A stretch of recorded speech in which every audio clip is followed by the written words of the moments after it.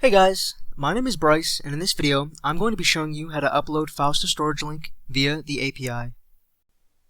In order to upload files to StorageLink via the API, we'll first need to obtain an OAuth token, which we can do via Postman. If you're wondering what Postman is basically an API platform for building and using APIs, so if you're interested in using it, the link to download Postman will be in the description below. In Postman, you want to use the post method, and the URL you want to use is https:// the IP address or host name of your server, and then /backend/login. For the authorization type, we want to use basic auth. For these values, username and password, you want to find the client ID and the client secret, which you can find on the server if you SSH in. So, I've SSH'd into my server and elevated my privileges with the command sudo su.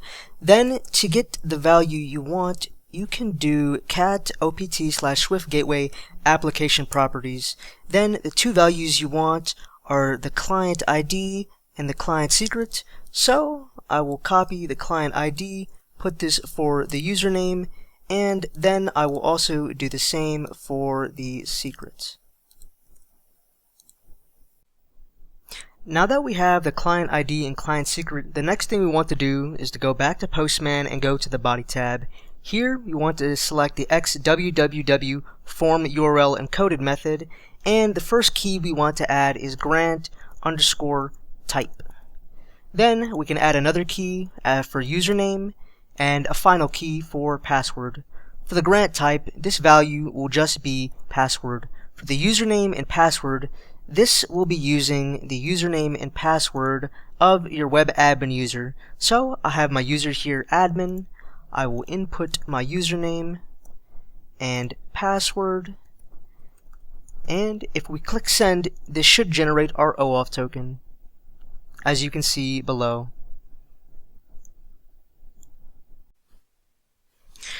Copy the value of your access token, and I'm going to make a new tab to make a new API request, and under the authorization tab I'm going to select a type of bearer token and paste my token in here.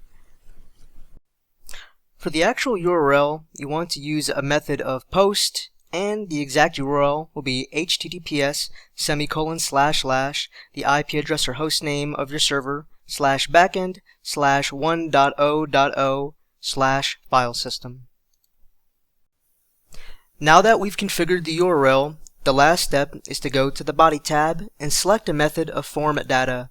We want to check the key, and under the key we want to enter in a value of lowercase data. Here we can change this from text to file, and I'm able to upload a file from my local machine. So I'll just select this MP4 file, and I can first we'll go back to StorageLink, refresh the page. You don't see the file here. Go back to Postman, click send. Might take a few seconds to upload. You can go back to StorageLink and you'll see my MP4 file uploaded via the API. Also, in order to upload to a specific folder or location on StorageLink, you may need to modify your API requests, such as if I wanted to connect to my testing downloads folder and upload my MP4 file here. In Postman, I would add /testing/downloads and send my request. If I go back to StorageLink, you'll see the MP4 file here, so you can use the URL at the top to determine what your path is via Postman when configuring the URL.